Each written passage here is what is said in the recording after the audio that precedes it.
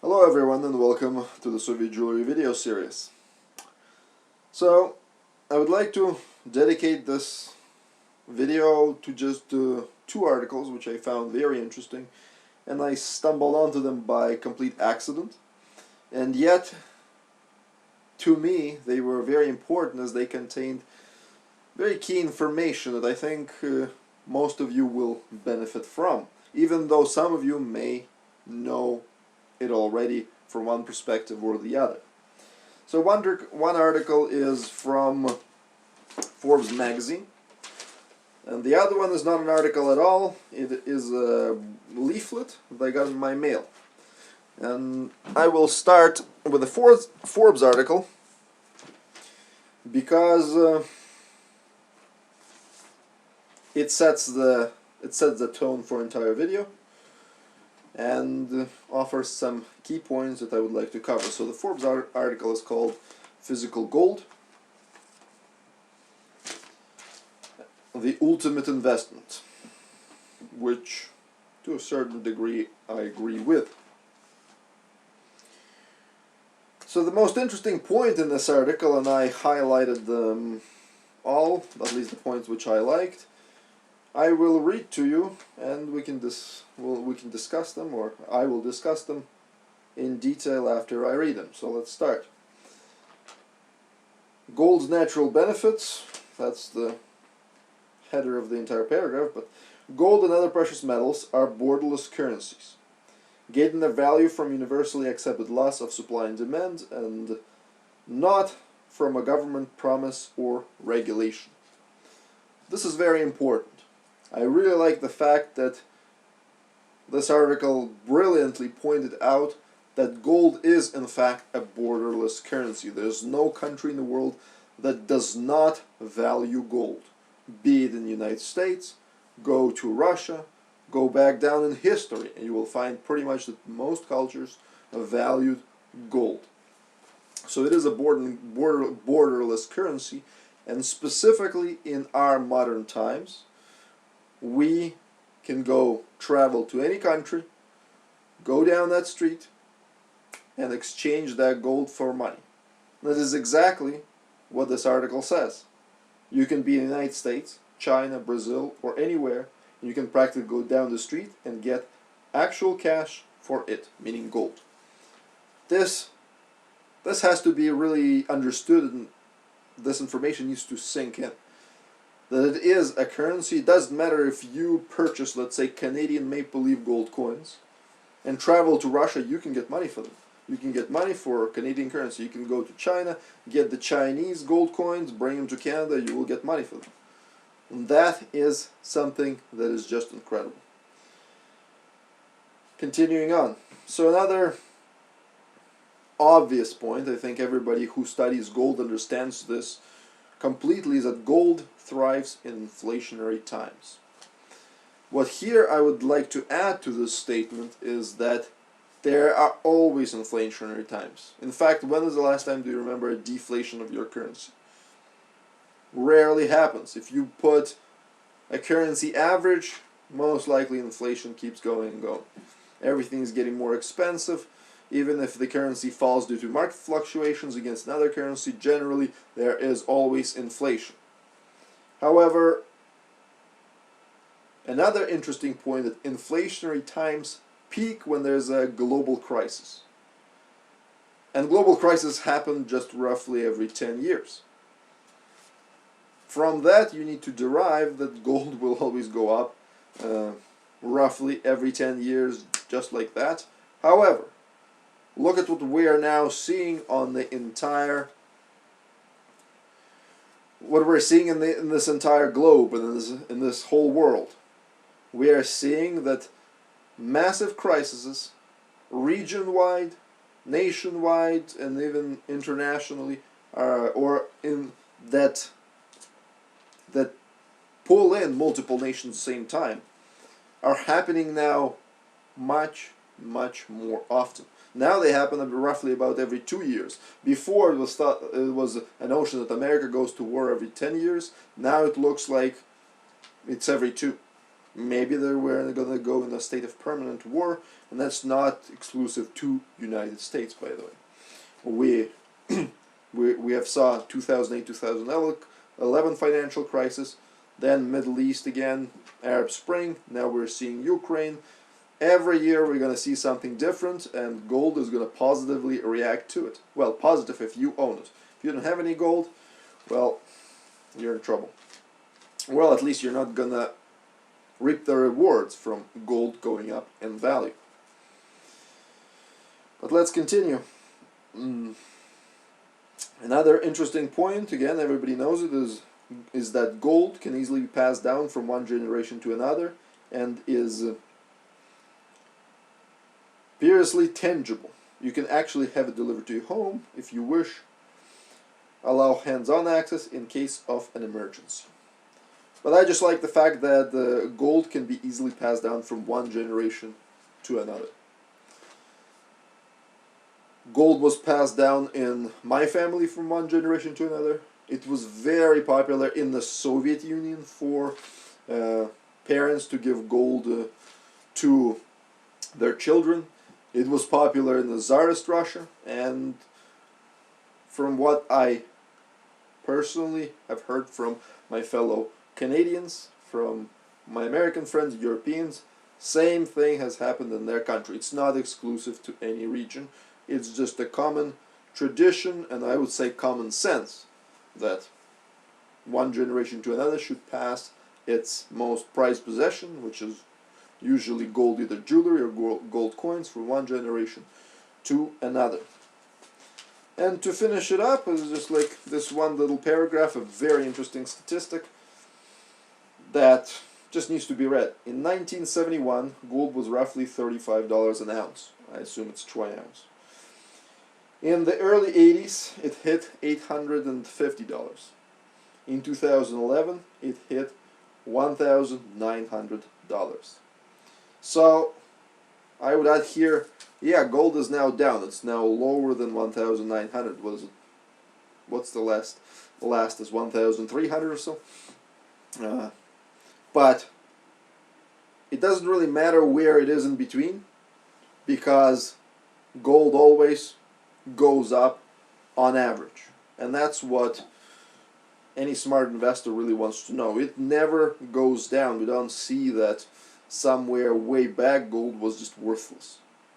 And in fact, if we look at all the gold data, roll it back even farther than 1971, you will see that, and get from as far back as you want to go, put that dot there and put to today, you will see an incline. So gold always goes up. That's on average, of course. And with this I finish this article and I go to my brochure, which prompted the video in the first place. That article just set the stage, but this is the reason I made the video. I decided to do this video.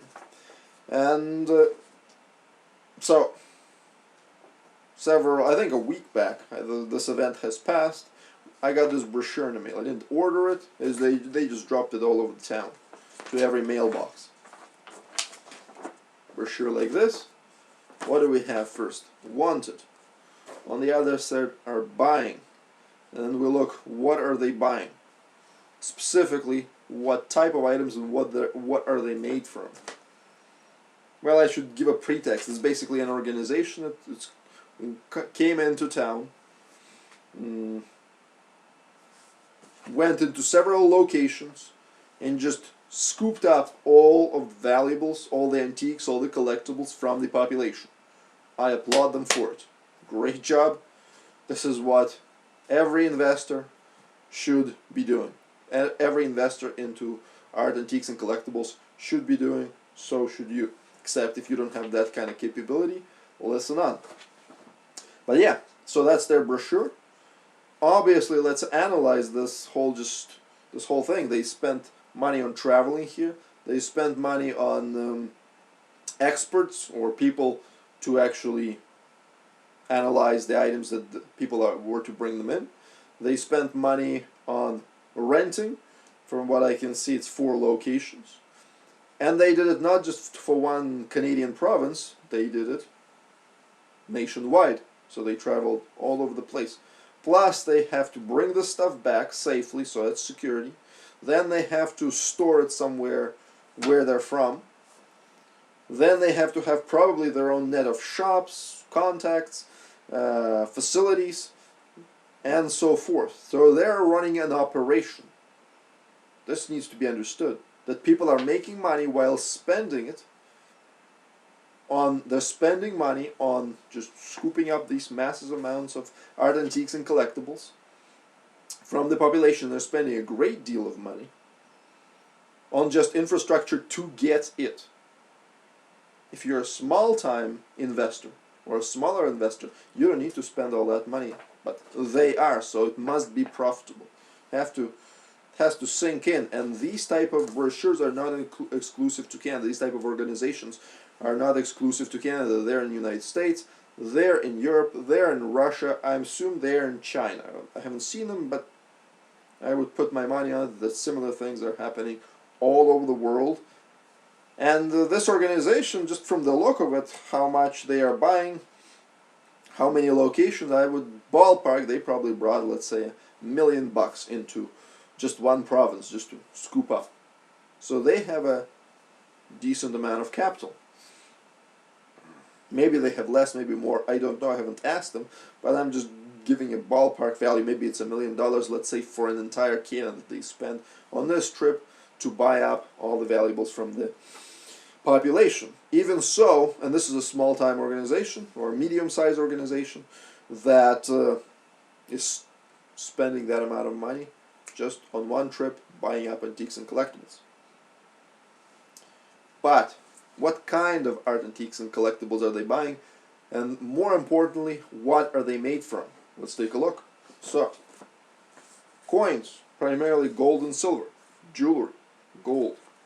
Flip it over, what are they buying? Again, jewelry, silver, silverware. We got, again, gold coins and currency. Watches, probably made of gold or silver. Well, they do have toys, they have stamps, a bit of medals, and hockey cards, standard, they're still valuable. But we open it up, what's dominating this entire scene? Again, gold. Again, gold. Watches, probably made of gold or silver. Coins, probably made of gold or silver. Well, they got some collectible toys, hockey cards, again, diamonds, as any organization events, but I'm sure you can see that the dominant theme of this is that they're buying an art, antique, and collectibles made of precious metals like gold and silver. So this is something that you need to understand. This is what they're investing in. If they're investing it, stands to reason it should be profitable to you as well, and it is. But I don't see any news reports, even local announcements that saying, hey, we have organizations that are coming in, scooping up all our antiques and collectibles, and especially precious metals from our population, and they're profiting from it. Let's make the population aware of it. So I feel like I need to make that statement. I need to make this video to bring this to your attention. But what is even more interesting is that if you put these two articles together, and I did not match them specifically, I just pulled one out of the Forbes magazine, then this one arrived, and I was kind of like, hey, this is interesting, especially how they tie in together. This article is written by an organization, by Ampex, which is a famous organization for buying gold, or for selling gold, pardon me. They're selling gold, and they're saying gold is a great investment, and I agree. These guys are buying gold, and the medium is the population that through which they work. And after realizing, you have to understand, because they say honestly, dude, like everything is being right there in the open. What does it say? Gold thrives in inflationary times. So we have a buffer zone, which is the population that holds it, and we have a buyer and a seller at both ends who is buying and selling. With this in mind, you have a seller who sells specifically at one price. It moves to the population. Population naturally holds it perfectly, and the gold appreciates in value. And we have a buyer that comes in at the other end and usually buys it under market value and then sells it at premium. So we have a natural buy, hold, and sell, with the only issue that population is always, or unfortunately always, is the sucker who is stuck holding the item rather than directly profiting from it. Now again, I applaud this organization, I applaud these guys because they know what they're doing and they're profiting from it excessively. However, I feel the need to inform the public that, hey, you guys need to start profiting from this as well. And this is where Soviet jewelry comes in, because we have eliminated the need for a big organization to sell it and a big organization to buy it. There is more than enough. It's not even us that are intermediary. There is more than enough auction places, trade platforms, so forth, for buyers and sellers to profit directly from working with each other. We are just developing this entire market, and we are saying that out of all jewelry, out of all antiques and collectibles, Soviet gold and silver jewelry are the king. That is why they are attracting so many investors. That's why they are attracting so many investors, specifically in precious metals, who are not satisfied with that specific market and are coming to our market to partake in the profits. That's why we're getting so many investors and clients and visitors to our websites. And again, we are in business of improving this entire market, of growing this entire market. And that's why you should, I guess, trust us. Because I haven't sold you a single Soviet jewelry item. Have I sold gold and silver, Soviet gold and silver jewelry? Yes, I have. To VIP collectors for who we buy specifically for them. But we don't have a store shop. We're not in business of selling gold and Soviet gold and silver jewelry as a shop or something like that. We are specifically involved in developing this entire market. Although we have been thinking maybe we should, from how it prospers it's becoming, open our own store and so forth, but that's in the future. To date, on this video, we haven't been selling anything either on eBay, in any type of store or anything else, and that's why, again, we are getting so much trust from many investors, because they're seeing, hey, you guys are really in this to improve the entire market rather than just to sell your own stuff. So this is pretty much it. I hope I got you interested. I hope I attracted your attention to gold, or to precious metals in general, to gold and silver jewelry in general. But of course, I recommend that you invest in, or at least learn about investing in Soviet gold and silver art, antique, and collectibles, because these unique items are growing much more than any other commodity of this type, much more than any other asset of this type anywhere on the market. And again, this is one interesting point that I would like to show you, that if you buy, let's say, gold, if you buy modern jewelry or other jewelry, and you track its progress, yes, it goes up in value. Sometimes it goes down, sometimes it goes up, but overall, like I said, everything is true. Gold is usually goes up in value on average. However, do you want to wait that long? That's my single question to you.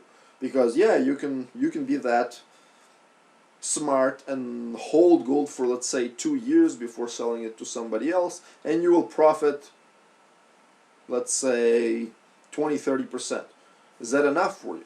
Because if it isn't, that's why I'm in the business of investing in Soviet gold and silver antiques, because they go up not just 30%, but they go up all the way up to 200% and more, and the market is yet to peak. So we are the best time ever, because waiting that same 2 years, let's say, or 1 year or 2 years, how much you want to wait with a chunk of gold or with a chunk of Soviet gold is two different things. Gold will still profit you, but to a certain extent. Soviet gold jewelry, Soviet gold antiques, and collectibles will grow up astronomically more in value, because they have rarity, they have incredible controversial and unique history on their side, and it's just such a brand new, I would say, even virgin market, that investors, collectors, just jewelry lovers are flocking to it, and we are experiencing a very tremendous growth right now. So again, this is it. Learn more about Soviet gold and silver jewelry antiques, collectibles, and consider investing. Join us, visit our site. You will learn all that you need to know there. And take care, invest, always double check, always learn everything for yourself, do your own research, and then take action. Take care.